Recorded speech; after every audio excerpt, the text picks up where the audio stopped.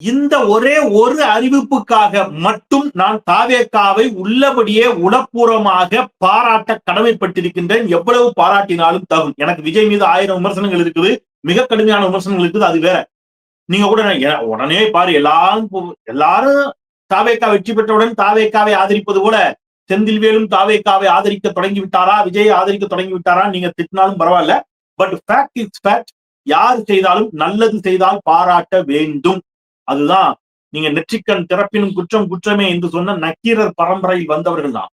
எனவே யார் நன்மை செய்தாலும் விஜய் தீமை செய்கின்ற பொழுது சுட்டி காட்டுவதற்கு எந்த அளவிற்கு உரிமை இருக்கிறதோ அதே அளவிற்கு தாவேகா அரசு விஜய் அரசு நன்மை செஞ்சா ஏதாவது சின்னதா நன்மை செஞ்சா கூட நம்ம பாராட்டினாதான் அடுத்தது அவங்களுக்கு ஒரு நன்மை செய்யணுங்கிற ஒரு எண்ணம் வரும். எப்ப எந்நேரம் கருவி ஊத்திக்கிட்டே இருந்தோம்னு அது அது அரசியல் அறமாக இருக்காது, நாகரிகமான அரசியலாக இருக்காது. அந்த விதத்தில் விஜய் அவர்கள் அறிவித்திருக்கக்கூடிய தட் மீன்ஸ் விஜய் அவர்கள் விஜய் அவர்கள் இல்ல அவருடைய அரசு எடுத்திருக்கக்கூடிய இந்த முடிவு உள்ளபடியே வரவேற்கத்தக்கது, பாராட்டத்தக்கது. எவ்வளவு வேணாலும் பாராட்டலாம். அது என்ன அறிவிப்பு? ஏன்னா ஊடகங்களும் இதை உடைத்து பேச என்னத்து காரணம் தெரியல. ஊடகங்கள்ல ஒரு சில ஊடகங்கள்ல தான் அந்த செய்தியை பார்த்தேன். எனவே மறைக்கப்பட்ட அந்த நற்செய்தி கொண்டாட்டத்தில் மக்கள் உள்ளபடியே வாழ்த்துக்கள் மிஸ்டர் ஜோசப் விஜய் அவர்களே உங்கள் அரசுக்கு என்று சொல்லிட்டு என்ன அந்த நற்செய்தி மக்கள் அப்படி என்ன கொண்டாடுகிறார்கள் என்பதை வீடியோக்குள் பார்க்கலாம். வீடியோக்குள் செல்வோம். அனைவருக்கும் வணக்கம். இது தமிழ் கேள்வி. மீண்டும் உங்களை சந்திப்பதில் மிக்க மகிழ்ச்சி. நான் செந்தில் வேல் வீச்சு. தமிழ் கேள்வியை மறக்காம சப்ஸ்கிரைப் செய்து பாருங்கள். உங்கள் பேராதரவை தாருங்கள் என்று கேட்டுக்கொண்டு ஒரு முக்கியமான அறிவிப்பு, அதுவும் மாணவர்கள் நலன் கருதி படிக்கிற மாணவர்கள், படிக்கிற மாணவிகள், இளம் பிள்ளைகள், அவர்கள் தான் தமிழ்நாட்டின் எதிர்காலம், இந்தியாவின் எதிர்காலம். அந்த அடிப்படையில் மாணவர்கள் நலன் கருதி இந்த அரசு அறிவித்திருக்கக்கூடிய மிக மிக முக்கியமானது ஒரு அறிவிப்பு. இதுவரை இந்தியாவில் எந்த மாநிலமும் செய்யாத ஒரு அறிவிப்பை இன்றைக்கு போக்குவரத்துறை அமைச்சர் சொல்லியிருக்கிறார். ஒரு சில ஊடகங்களில் அந்த செய்தியை பார்த்தேன். இனி நீங்கள் மாணவர்கள் மாணவிகள் அரசு பேருந்துகளில் கட்டணமின்றி பயணிக்கலாம் அப்படிங்கிற ஒரு ப்ளீஸ் திட்டாதீங்க சார் இருங்க சார். ஏன் இப்படி எதுக்கு இப்ப இவ்வளவு கெட்டாத்து கொடுத்துட்டீங்க? ஏன் இவ்வளவு மோசமா கோவப்படுறீங்க? இல்ல நீங்க அங்க திட்டுறது எனக்கு இங்க கேக்குது. உங்க மைண்ட் வாஷ் எனக்கு இங்க கேக்குது. இல்ல சார் ரைட்டு. அதுக்கு இப்படி திட்டுவீங்களா? புரியுது. இது முதல் அறிவிப்பு. இது அறிவிப்பு இல்லையா? இது இப்போ ஃபர்ஸ்ட் அறிவிக்கலையா? ஏற்கனவே முத்தமிழறிஞர் டாக்டர் கலைஞர் கொண்டு வந்த திட்டம் அதைத்தானே சொல்ல வரீங்க? புரியுது. 1989 ஆண்டு முத்தமிழறிஞர் டாக்டர் கலைஞர் முதலமைச்சராக பொறுப்பேற்ற போது தமிழ்நாட்டில் அரசு பேருந்துகளில் பள்ளி மாணவ மாணவிகளுக்கு கட்டணமின்றி பயணிக்கலாம் என்ற ஒரு அறிவிப்பை கொடுத்து விட்டார்.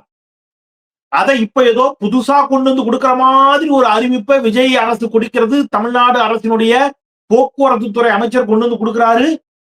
இது ஒரு அறிவிப்புன்ட்டு நீங்க உட்கார்ந்து பாராட்டிக்கிட்டு இருக்கீங்களா அப்படின்னு என்னைய பார்த்து நீங்க கேட்கறது எனக்கு கேக்குது. உங்க மைண்ட் வாய்ஸ் எனக்கு கேக்குது. இப்ப இந்த அரசை பாராட்டுறதுக்கு வேற என்ன இருக்கு? ஒண்ணுமே இல்லையே. நம்ம விமர்சிச்சுக்கிட்டே இருக்கோம். கொஞ்சம் பேர் கேட்கறாங்க, சார் எதுவுமே நல்லது நடக்கலையா சார்? எதையாவது ஒரு நல்லது நடந்திருக்கு சார், அதை எடுத்து பாராட்டுங்க சார்னு ஒரு தாவேக ஆதரவாளர் தம்பி இந்த செய்தி எடுத்து எனக்கு அனுப்புனார். நான் அவர்கிட்ட சொன்னேன், தம்பி ஏதாவது நல்ல அறிவிப்பு, ஏதாவது நல்லது நடந்திருந்தா கொடுங்க தம்பி, நான் அதை தமிழ் கேள்வியில பேசுறேன் தம்பின்னு சொன்னேன். அந்த தம்பி எனக்கு இதை அனுப்பி இருக்கிறார். அனுப்பி பாருங்க, மாணவர்களுக்கு இலவச பஸ் பாஸ், இது முக்கியம் இல்லையா? இதை நீங்கள் பேசணும் இல்லையா அப்படின்னு அனுப்புனாரு. நான் என்ன சொல்லி புரிய வைக்கிறது அந்த தம்பிட்ட? என்ன சொல்லி புரிய வைக்கிறது? தம்பி நீ பிறக்கிறதுக்கு முன்னாடியே இந்த திட்டத்தை முத்தமிழறிஞர் டாக்டர் கலைஞர் கொண்டு வந்து விட்டார் என்று எப்படி சொல்லுவது? ஆனா இதைத்தான் திட்டம்னு போட்டுட்டு இருக்காங்க. இப்படி ஒரு திட்டம் இங்க இருக்குன்னே தெரியாத ஒரு கூட்டம் ஆச்சரியக்குறி. நம்ம அப்படி சொல்லுவோம் இனிமேல். ஆச்சரியக்குறிகள் ஆகா ஓகோன்னு ஃபயர் விட்டுக்கிட்டு இருக்காங்க. அடுத்தது 2-3 முக்கியமான அறிவிப்பு வரப்போகுது. அதெல்லாம் வேற ரகமா நான் விசாரிச்சிருக்கேன். இனி அரசு பேருந்துகளை ஓட்டுநர்களே ஓட்டலாம். இனி பள்ளிக்கூடங்களில் ஆசிரியர்களே பாடம் எடுக்கலாம். அப்படிலாம் அறிவிப்பு சிலது கொடுக்க போறாங்க. விஜய் அரசு, தாவேக அரசு இந்த மாதிரி சில அதிரடி அறிவிப்புகளை. இனி ஞாயிற்றுக்கிழமை அரசு விடுமுறை, வார விடுமுறை ஞாயிற்றுக்கிழமை. அந்த மாதிரி இந்த மாதிரி சில அதிரடியான அற்புதமான அறிவிப்புகளை எல்லாம் என்ன போறாங்க, கொடுக்க போறாங்க. இனி மின்சாரத்தை விநியோகிக்கும் பொறுப்பு, மின் கட்டணத்தை வசூலிக்கும் பொறுப்பு மின் வாரியத்திடமே இருக்கும். அந்த மாதிரி புதிதாக இனி முதலமைச்சராக இருப்பார், போக்குவரத்து துறை அமைச்சரே போக்குவரத்து துறை அமைச்சராக இருப்பார். அது ரொம்ப முக்கியமான அறிவிப்பு. அப்படி ஒண்ணு வரப்போது உங்களுக்கு. முதலமைச்சராக இருப்பார், போக்குவரத்து துறை அமைச்சரே போக்குவரத்து துறை அமைச்சராக இருப்பார். என்ன சார் கலரா ரீல் விடுறீங்கோ? இது ஒரு அறிவிப்புன்னு போக்குவரத்து துறை அமைச்சர் சொல்லியிருக்காரு. பள்ளி மாணவ மாணவிகள் சீருடையுடன் பயணித்தால் கட்டணமின்றி பயணித்தால் இவங்க புதுசா கொடுக்குற மாதிரியே இதையும் ஊடகங்கள் கேரி பண்ணது ஒரு செய்தின்னு சில ஊடகங்கள். கேட்கணுமா இல்லையா போய்? ஹலோ இங்க வாங்க, இதுதான் ஏற்கனவே காலங்காலமா இருக்க, நீங்க என்ன புதுசா கண்டுபிடிச்சீங்க அதை சொல்லுங்கன்னு கேட்கணும்ல. சொல்றதுக்கு ஒண்ணும் இல்ல. தமிழ்நாடு இன்னைக்கு எதை நோக்கி நகர்ந்து கொண்டிருக்கிறது தெரியுமா? தமிழ்நாட்டுடைய நிலைமை இன்னைக்கு என்னவா இருக்கு தெரியுமா? இன்னைக்கு நான் ஒரு 4-5 செய்தி சொல்றேன். எல்லாம் பழைய செய்தி இல்ல, எல்லாம் இன்னைக்கு வந்த செய்தி. நேற்றும் இன்றும் ஊடகங்களில் வந்த செய்தியில நான் சிலவற்றை மட்டும் உங்க கண்ணுக்கு கொண்டு வர. மனசு பதறு. மகள் கண் முன்னே செங்கல் சூளை மேஸ்திரி துடிக்க நீங்க யோசிங்க. இரவு நேரத்தில் வீட்டிற்குள் தூங்கிக் கொண்டிருந்த திருமுருகனை 6 பேர் கொண்ட கும்பல் கொடூரமாக கதறி அழுத மகள். அந்த செய்தியை நீங்க ஸ்கிரீன்ல பாருங்க. இந்த இந்த இந்த பெண்கள் கூட ஒருவேளை தாவேகாவுக்கு வாக்களித்திருக்க கூடும். இந்த உங்களுக்கு வாக்களித்தவர்களை கூட காப்பாற்றுவதற்கு திராணியற்ற ஒரு அரசாக இந்த அரசு இருக்கிறதா என்று இன்றைக்கு உங்களுக்கு வாக்களித்தவர்களை கேட்க தொடங்கிவிட்டார். சிஎம் சார், ஸ்டாலின் சார், சட்டம் ஒழுங்கு என்ன ஆச்சுன்னு கேட்டீங்கல்ல, இன்னைக்கு பாருங்க தினசரி நடக்கக்கூடிய நிகழ்வுகள். நீங்க அடுத்து பாருங்க ஆலங்குளம். நீங்க தென்காசி அருகே நெல்லைக்கும் தென்காசிக்கும் இடையில ஆலங்குளத்துல 6 இளைஞர்களை அறிவாளால் வெட்டிவிட்டு தப்பியோடிய மர்ம கும்பல். 6 பேரை நான்குநேரியில் கடந்த திமுக ஆட்சியில் இதே மாதிரியான ஒரு கொடூரமான படுகொலைகள் நடைபெற்ற போது அத்தனை பேரும் அதை கண்டித்தோம். நான்குநேரி படுகொலைகளை கண்டித்த சில செயற்பாட்டாளர்கள், சமூக செயற்பாட்டாளர்கள், சில போராளிகள், ஒரு சில முற்போக்கு வியாதிகள் எல்லா ஆட்சியிலும் நடக்கக்கூடிய தப்பை கண்டித்தால் அவர்கள் முற்போக்குவாதிகள். திமுக ஆட்சியில மட்டும் நடக்கிறத பேசுவேன், மற்ற ஆட்சியில எல்லாம் நான் எல்லாத்தையும் அமைதியா மூடிக்கிட்டு போய் ஓரமா உட்கார்ந்துப்பேன்னு சொன்னா அவர்கள் முற்போக்கு வியாதிகள். அப்படி திமுக ஆட்சியில் நடைபெற்றதை கண்டித்த சில முற்போக்கு வியாதிகள் எல்லாம் இப்ப சைலண்ட் மோட்ல போயிட்டான். நானும் அவங்க சமூக வலைதள பக்கம் போய் பாக்குறேன், ஏதாவது கண்டிப்பாங்க. இன்னும் சிலருடைய கண்டனம் கண்டிக்காம இருக்கலாம், இதுக்கு பருத்தி மூட்டை குணம்லயே இருந்திருக்காங்க மாதிரி இருக்கு. அவங்க கண்டனம் எப்படி தெரியுமா இருக்குது? ஏட்டையாவை கண்டிக்கிறது, ஹெட் கான்ஸ்டபிளை கண்டிக்கிறது. முதலமைச்சரை கேட்ட மாட்டாங்க. ஸ்டாலினாக இருந்தால் மட்டும்தான் எங்கேயாவது புரோட்டா கடையில, ஏதாவது கிராமத்துல ஏதோ ஒரு புரோட்டா கடையில யாரோ ஒருத்தன் சண்டை போட்டான்னா, ஏ ஸ்டாலின் அரசே அப்படின்னு ஸ்டாலின் பதில் சொல்லணும். 6 பேர் வெட்டி கொல்லப்படுவான். அந்த ஏட்டையா அதை தடுத்திருக்க வேண்டும் எழுதுறாங்க. சாதிய சிக்கல்கள் நடைபெறுகிறது. ஏஇ காரணம், இஇ காரணம்னு அரசு அதிகாரிகளை குற்றம் சுமத்தி ஒரு அமைப்பு அறிக்கை கொடுக்கிறது. திமுக ஆட்சின்னா அவ்வளவுதான், ஏ ஸ்டாலின் தான் ஸ்ட்ரைட்டா எல்லாமே ஸ்ட்ரைட்டா ஸ்டாலின் தான் டீல் பண்றது. அப்ப தாவே காட்சின்னா அப்படி கிடையாது. போலீஸ் பிரச்சனையா ஏதாவது ஏட்டையா ஹெட் கான்ஸ்டபிள் ரைட்டர், வேற ஏதாவது பிரச்சனையா ஏஇ இஇ இந்த லெவலே டீல் பண்ணிக்கிறது. கண்டனம் எல்லாம் இப்படித்தான் இந்த அளவுல நின்றுடும். ஆனா நீங்க நம்பணும், இவர்கள் எல்லாம் மக்களுக்காக போராடக்கூடிய போராளிகள் என்று நீங்க நம்பணும். எனக்கு விஜய பார்த்து கூட பயம் இல்லை, எனக்கு இந்த தாவேக அரசாங்கத்தை பார்த்து கூட அச்சம் இல்லை. இவர்களைய இதுக்கு நீங்க கொஞ்சம் பேர் சப்போர்ட் பண்றாங்க பாருங்க, அவர்களை பார்த்தா தான் எனக்கு அச்சமாவும் பயமா இருக்கு. அடுத்தது, முதலமைச்சர் விஜயின் உத்தரவின் பேரில் மூடப்பட்ட 3 மதுபான கடைகளில் ஒரு கடை மீண்டும் திறப்பு. அதுவும் எங்க? பள்ளிக்கூடத்துக்கு பக்கத்துல. பள்ளிக்கூடம் பக்கத்துல கடை இருக்குன்னு சொல்லி மூடின கடையை திறந்துட்டாங்க. ஏன்டா திறந்தாங்கன்னு பார்த்தா செய்தி இருக்கு, பாலிமர் தொலைக்காட்சியில் வந்துற செய்தி. கடையின் பார் உரிமையாளர், பார் தனியாட்டம் கொடுத்துருவாங்க, அரசு டாஸ்மாக் கடை சரியா, கடையின் பார் உரிமையாளர் அதிமுகவில் இருந்து விலகி தாவேகாவில் இணைந்துள்ளதாக கூடுதல் தகவல். வாரே வா, சூப்பர். இப்ப நீங்க பள்ளிக்கூடத்து பக்கத்துல கடையை திறந்துக்கலாம், பிரச்சனை இல்ல. ஆனா பள்ளிக்கூடம் பக்கத்துல கடை இருக்கணுமா இல்லையாங்கிறத நீங்க எதை வச்சு முடிவு பண்ணுவீங்கன்னா, பார் உரிமையாளர் யார்? அதிமுக காரரா? அப்ப வேலைக்கு ஆகுது. மூடு மூடு. ஐயா தாவேக்கால சேர்ந்துட்டேன். திறந்துக்க. ஐயா திமுக காரர் பார் நடத்துறாரு. மூடு மூடு. ஐயா தாவேக்கால சேர்ந்துட்டாரு. திறந்துக்க. ஐயா பாஜக காரர் கடை நடத்துறாரு. மூடு மூடு. ஐயா தாவேக்கால சேர்ந்துட்டாரு. திறந்துக்க. அவ்வளவுதான். மாற்றம். இதுக்கு பேர் ஒரு மாற்றம். எப்படி நல்லா இருக்கு இந்த மாற்றம்? தாவேக்காவில் இணைந்து விட்டால் நீங்க பள்ளிக்கூடத்து பக்கத்துல மதுபான கடையை திறந்து கொள்ளலாம். இதான் மாற்றம். நான் எதையுமே என் கற்பனையில இருந்தா நான் பேசுறேன். நான் காட்டுற ஒண்ணு செய்தியை காட்டிதான் பேசுறேன். அத்தனையும் முன்னணி ஊடகங்களில் வந்த செய்திகளை வச்சுதான் நான் பேசுறேன். நான் ஏதாவது செய்தி வராத செய்தியை பேசினேன்னா எல்லாம் ஊடகங்களில் வந்த செய்தி. அப்ப எவ்வளவு கோபம் வரும்? சரி, இது இவ்வளவு கூத்து நடக்குது நாட்டுல அப்படின்னா தாவேகாரங்க என்ன பண்றாங்கன்னா, பெருங்களத்தூர்ல பொக்லைன் இயந்திர ஓட்டுநரை தாக்கிய தாவேகா நிர்வாகி ஒரு பணம் கேட்டு மிரட்டுற ஆடியோ வெளியாகுது. தாவேகா நிர்வாகி போய் மிரட்டி, ஏற்கனவே நம்ம பார்த்தோம் பழக்கடைக்காரரை மிரட்டுறாங்க, அந்த என்ன செங்கல் சூளை அதிபரை மிரட்டினாங்க, இப்ப பொக்லைன் ஓட்டுநரை போய் மிரட்டுறாங்க தாவேகா. இன்னொரு செய்தி பாருங்க, அப்படியே வாசிக்கிறேன். பாலிமர் நியூஸ்ல வந்த செய்தி அப்படியே வாசிக்கிறேன். யாருமா நீ மாவட்ட ஆட்சியர் அலுவலகத்துக்குள் காரை ஓட்டி செல்வது முதல் படியில் நடந்து சென்றது ஆட்சியரிடம் பொங்கத்து கொடுப்பது வரை வீடியோ எடுத்து சினிமா பாடல் பின்னணியில் ரீல்ஸ் போட்டு அலப்பறை செய்த தாவேகா தேனி மாவட்ட மகளிர் அணி தலைமை என்ற பெயரில் பெண் ஒருவர். அப்படி ஒரு பொறுப்பே கட்சியில் இல்லை என எச்சரிக்கை விடுத்த தலைமை. எப்படி அப்படி ஒரு பொறுப்பே இல்லை. ஆனா யாரோ ஒரு மேடம் கிளம்பி போய் கலெக்டர் ஆஃபீஸே போட்டு ஒரு கதி கலெக்ட் பண்ணிருக்கிறாங்க. இப்ப கலெக்டர் இருக்கக்கூடிய அதிகாரி அரசு மருத்துவமனையில் இருக்கக்கூடிய டீன் எல்லாம் எந்நேரமும் திக்குன்ட்டே இருக்கு. எல்லாருக்கும் எந்நேரம் எவன் வருவானே தெரியல. திடீர்னு ஒரு 100 பேர் தோல்ல துண்டை போட்டு வந்துடுறான். தாவேகா துண்டை போட்டு கேட்டா ஏதோ பொறுப்பு சொல்றான். இவங்க வெளியில போன்னு சொல்ல முடியல. இப்ப திமுக ஆட்சியில ஸ்டாலின் அவர்கள் உறுதியா ஸ்ட்ரிக்டா சொல்லி வச்சிருந்தாரு. அதுல என்ன கொடுமை தெரியுமா? எக்ஸ்ட்ரீமா போயிடுச்சு. திமுக காரனை எவனாவது பிடிச்சி அடிச்சிருப்பான். அதுக்கு கூட திமுக காரன் போலீஸ் ஸ்டேஷன் பக்கம் போக முடியல. கடந்த 5 வருஷத்துல போனா ஸ்டாலின் திட்டுவாரு, நீ ஏன் போலீஸ் ஸ்டேஷன் பக்கம் போனேன் இங்க வா அப்படின்பாரு. அவன் அப்படின்னு வந்து போய் உட்காந்துருந்தான் திமுக காரன். அவன் அடி வாங்கினப்ப கூட அவனால ஸ்டேஷன் பக்கம் போக முடியல கடந்த 5 வருஷத்துல. மக்களுக்காக சின்னதா கூட தன் கட்சியினருக்கும் தனக்கும் கெட்ட பேர் வந்து விடக்கூடாது. இந்த ஊடகங்கள், இந்த பத்திரிகைகள் இதை அதிமுக செஞ்சா கண்டுக்காது, தாவேகா செஞ்சா கண்டுக்காது. திமுக காரன் நியாயமா போலீஸ் ஸ்டேஷன்ல போய் ஏட்டையா என்ன ஆச்சுன்னு கேட்டா கூட அராஜகம் அப்படின்னு செய்தி வரும். அதுக்கு பயந்தே அவர் இதெல்லாம் நிப்பாட்டி வச்சிருந்தார். இப்ப என்ன நடக்கு? திடீர்னு கிளம்பி போயிடறான். அன்னைக்கு பிரசவ வார்டுக்குள்ள ஒரு 100 பேர் போயிட்டான். பிரசவ வார்டுக்குள்ள உங்களுக்கு என்னடா வேலை? நீங்க யோசிச்சு பாருங்க. பிரசவ வார்டுக்குள்ள போயிட்டான் 100 பேரு.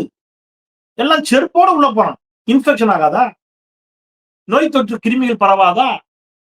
தோல்ல துண்டை போட்டு போறான். கேட்டா கட்சிக்காரன் ஆய்வு. என்னத்த ஆய்வு செய்ய போற நீ? என்ன தெரியும்? நமக்கு எவ்வளவு கடுப்பு வருது பாருங்க. அரசு ஊழியர்கள் இப்ப அரசு ஊழியர்கள் திக்குன்னு இருக்கு. சரி, இதை கண்டிச்சு எதையாவது பேச முடியுமா? முடியல. சஸ்பெண்ட் பண்ணி விட்டுருவாங்களாம். எதையாவது பண்ணி ஏதாவது நடவடிக்கை எடுத்து எங்கேயாவது டிரான்ஸ்பர் போட்டாருன்னா பின்ன ஸ்டாலின் மாதிரியே உட்கார்ந்துருப்பாரு. என் கட்சிக்காரர்கள் வந்திருக்கிறார்கள், என் கட்சிக்காரர்களிடமே எதிர்த்து பேசுகிறாயா அப்படின்னு ஏதாவது மாத்தி விட்டுருவாரோன்னு பயப்படுறாங்க அதிகாரிகள். இப்படித்தான் இன்னைக்கு தமிழ்நாட்டோட நிலைமை இருக்கு. இங்க சென்னையில கோட்டூர்புரத்துல வீடு ஒதுக்காத தமிழ்நாடு அரசை கண்டித்து பொதுமக்கள் சாலை மறியல். கெட்டி வச்சாச்சு. திமுக அரசு கெட்டி வச்ச வீடு, அதை ஒதுக்கணும். திமுக அரசு எல்லாம் கெட்டி எல்லாம் முடிச்சது. கோட்டூர்புரத்துல எலெக்ஷன் வந்துச்சு. ஒரு மாற்றம் அப்படின்னு கொண்டு போய் எல்லாம் விசிலுக்கு போட்டான்.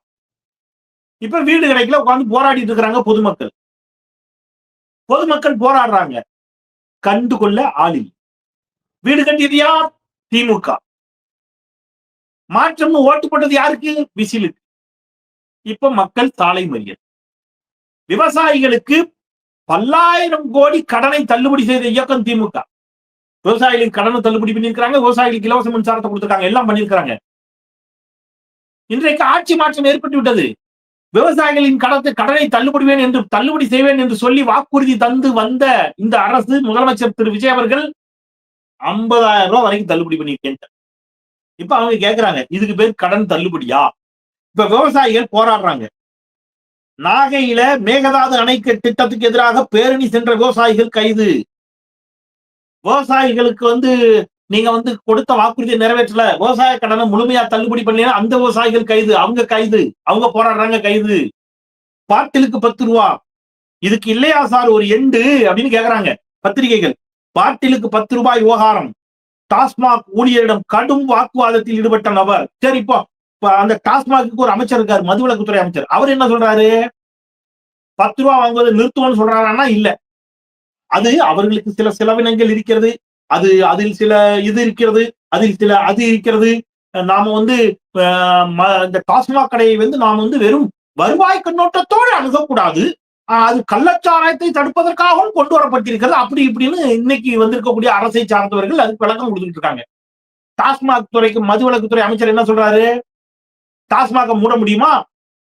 ஒரே நாள் அது நடக்குமான்னு கேட்கிறாரு. எலெக்ஷனுக்கு முன்னாடி என்ன பேசுனீங்க? இன்னைக்கு என்ன பேசுறீங்க? இதான் மாற்றம். அடுத்த செய்தி, புதிய தலைமுறை செய்தி. அமைச்சரின் கூட்டத்தில் பவர் கட் புதுக்கோட்டையில. அடுத்த செய்தி, தினமும் மின்வெட்டு. எண்ணூரில் நேற்று இரவு 1 மணி நேரமாக நீடித்த மின்வெட்டால் ஆத்திரமடைந்த பொதுமக்கள் பேருந்தை மறித்து சாலை மறியல். சிறப்புல என்ன சார் இந்த நாட்டுல? நீங்க சொல்லுங்க. மாற்றம். பெண்களுக்கு பாதுகாப்பு இல்லை என்று சிங்கப்பெண் அப்படிங்கிற பெயர்ல ஏற்கனவே பிங்க் பேட்ரோல் அப்படின்னு சொல்லி ஸ்டாலின் அரசு கொண்டு வந்து பெண்களுக்கு தனியா அனுப்பிச்சுங்க. பெண்களை காவல்துறையில் முதலில் பணியாற்றலாம் என்று சட்டம் இயற்றது இந்தியாவிலே முதலில் முத்தமிழறிஞர் டாக்டர் கலைஞர் திமுக அரசு தான். பெண்கள் காவல்துறையில் இணைத்துக் கொள்ளப்பட்டார்கள். அதன் பிறகு பெண்களுக்கு என்று தனி காவல் நிலையத்தை தந்தது ஜெயலலிதா அம்மையார். அனைத்து மகளிர் காவல் நிலையங்களை ஜெயலலிதா அம்மையார் தான் கொண்டு வந்தாங்க. அதையும் சொல்லணும். இப்ப அதுக்கப்புறம் கடந்த ஆட்சியில திமுக ஆட்சியில தான் பிங்க் பேட்ரோல் அப்படின்னு சொல்லி அவங்க என்ன பண்ணாங்க, பெண்களுக்குன்னு தனியா வாகனங்கள்லாம் கொடுத்து கொண்டு வந்தாரு ஸ்டாலின் அவர்கள். இப்ப அதே வண்டியை அப்படியே ஸ்டிக்கரை கிழிச்சு அதுல சிங்க பெண்ணு ஒட்டி காவல்துறையினருக்கு சீருடையை மட்டும் சேஞ்ச் பண்ணி ஒரு அமைப்பை கொடுக்கிறாரு. ஓகே ரைட், ஒரு புது அரசு வந்திருக்கு, ஒரு புது முயற்சி, வரவேற்கலாம், பாராட்டலாம். உண்மையிலே நமக்கு நல்லது நடந்தா சரிதாங்க. நல்லது நடக்கணும், அவ்வளவுதான். சட்டம் ஒழுங்கு சரியாகணும், அவ்வளவுதான். வேற என்ன இருக்கு? நமக்கு நோக்கம் அதானே. விமர்சிப்பது மட்டுமா நமக்கு நோக்கம்? உள்ளபடியே சட்டம் ஒழுங்கு சீர் செஞ்சா மகிழ்ச்சி தான். இப்ப அதுக்கு விழா நேற்று நடப்பதாக அறிவிக்கப்பட்டிருந்துச்சு. எல்லா ஏற்பாடுகளும் தயார். திடீர்னு கேன்சல். என்னடா இது திடீர்னு முதலமைச்சர் கேன்சல் பண்ணிட்டாரு நிகழ்ச்சிய, எல்லாம் ஏற்பாடு பண்ணி வச்சிருக்குதுன்னு யோசிச்சா, முதலமைச்சர் எங்க போயிட்டாருன்னா அவருடைய உதவியாளர் ஒருவருடைய வீட்டு நிகழ்ச்சி, புதுமனை பூ விழான்னு நினைக்கிறேன், அங்க போயிருக்கிறாரு முதலமைச்சர். நாட்டுல இதெல்லாம் கேட்க வேண்டிய இவர்களுக்கு ஆதரவு அளித்துக் கொண்டிருக்கக்கூடிய இவர்களுக்கு உற்ற துணையாக உறுதுணையாக இன்றைக்கு நிற்கக்கூடிய ஜனநாயக சக்திகள், மதச்சார்பற்ற முற்போக்கு சக்திகள், தோழமை இயக்கங்கள் இதை குறித்து கண்டிப்பார்கள் என்று பார்த்தா இதெல்லாவற்றையும் விட நிறைவாக ஒண்ணு சொல்லி நிறைவேற்ற பக்ரீத் பெருநாள் உலகம் முழுவதும் உற்சாகமாக கொண்டாடப்படக்கூடிய ஒரு பண்டிகை. அவங்க என்ன செய்வாங்க அப்படின்னு கேட்டீங்கன்னா, அது ஒரு கதை, ஆபிரகாமை பற்றி ஒரு கதை. இறைவன் வந்து அவருடைய விசுவாசத்தை சோதிப்பதற்காக அவருடைய பையனை வந்து பலியிட சொன்னதாகவும், அவர் பையனை பலியிட துணிந்ததாகவும், அதன் பிறகு வந்து வேண்டாம், நீ அதற்கு பதில் கால்நடைகளை பலியிடு, அதை எல்லாருக்கும் கொடுன்னு சொன்னதாக ஒரு நம்பிக்கை அவங்களுக்கு. அவர் அந்த விசுவாசத்தை போற்றும் விதமாக அவங்க ஒவ்வொரு வருடமும் பக்ரீத்தை கொண்டாடுறாங்க. இங்க இப்ராஹிம், அங்க ஆபிரகாம். அவங்க என்ன செய்யறாங்க அப்படின்னு கேட்டீங்கன்னா, கால்நடைகளை பலியிட்டு, கால்நடைகள்லாம் என்ன? ஆடு, மாடுல எருது, காளை, பசுவை வெட்டுறது இல்ல, காளை மாடு. அது அவங்களுடைய நம்பிக்கை, அவங்களுடைய பழக்க வழக்கம். ஒவ்வொருவருக்கும் அவர்கள் ஏற்றுக்கொண்டிருக்கக்கூடிய நம்புகின்ற மதத்தை வழிபடுவதற்கு வேற ஒருத்தர அதாவது என்ன சொல்றது, ஏற்றத்தாழ்வு கற்பிக்காம, அது ரொம்ப முக்கியம். நீ என்னை விட குறைஞ்சவன், நான் தான் உயர்ந்தவன்ங்கிறது என் நம்பிக்கைன்னு சொன்னா அந்த நம்பிக்கை ஏத்துக்க முடியாது. அப்படி கற்பிக்காமல் அவங்க உணவு பழக்கத்தை அவங்கவுங்க இதை கடைபிடிப்பதற்கு அரசியலமைப்பு சட்டம் இங்க என்ன கொடுத்திருக்கு, உரிமை கொடுத்திருக்கு. அப்ப அப்படி அவங்க என்ன பண்ணுவாங்கன்னா, பக்ரீத் அன்றைக்கு இந்த ஆடு எல்லாம் பலியிட்டு கூட்டு குர்பானின்னு சொல்லுவாங்க.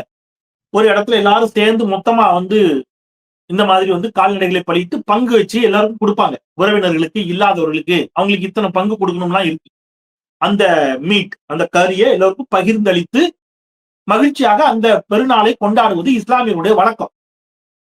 அப்ப முந்தா நாள் பெருநாள் பக்ரீத் பல இடங்களில் கால்நடைகளை அவங்க என்ன செய்றாங்க, பலியிடுவதற்காக வைத்திருந்த கால்நடைகளை கைப்பற்றி சென்றிருக்கிறது. காவல்துறை கைப்பற்றி சென்றிருக்கிறது. கைப்பற்றி மட்டும் இல்ல, சில இடங்களில் வழக்கும் பதிவு செய்யப்பட்டிருப்பதாக செய்திகள் வருகிறது. யோசிச்சு பாருங்க. இது நீதிமன்றம் தீர்ப்பு கொடுக்குது. நீதிபதி ஜி.ஆர். சுவாமிநாதன் அவர்கள் ஒரு தீர்ப்பு கொடுக்கிறார்.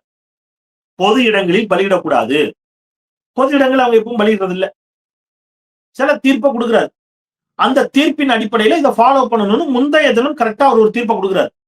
திருப்பரங்குன்றம் விவகாரத்தில் தீர்ப்பளித்த அதே நீதியரசர் ஐயா ஜி.ஆர். சுவாமிநாதன் இந்த தீர்ப்பை கொடுக்கிறார்.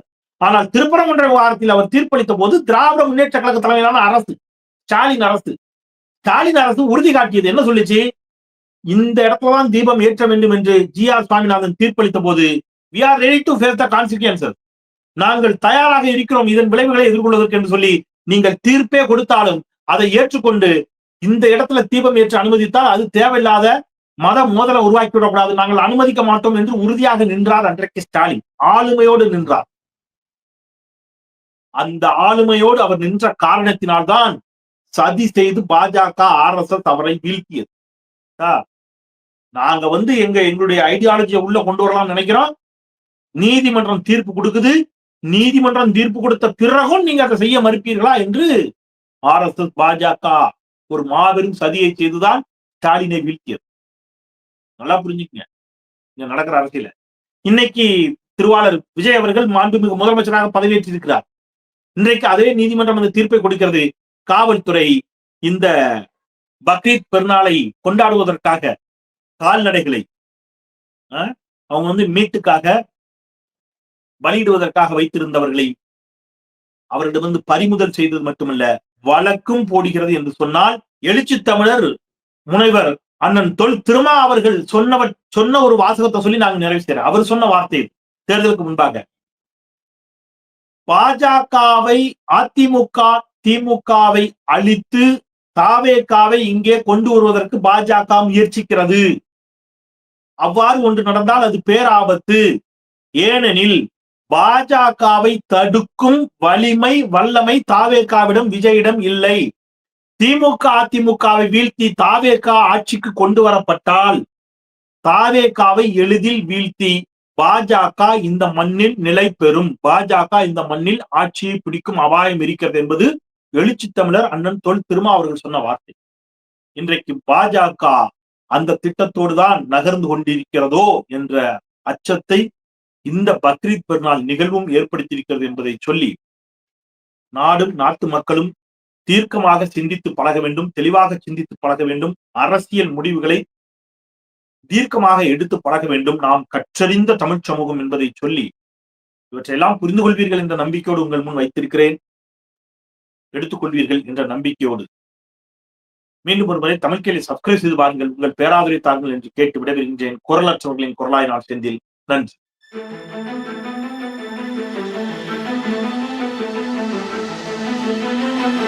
Thank you.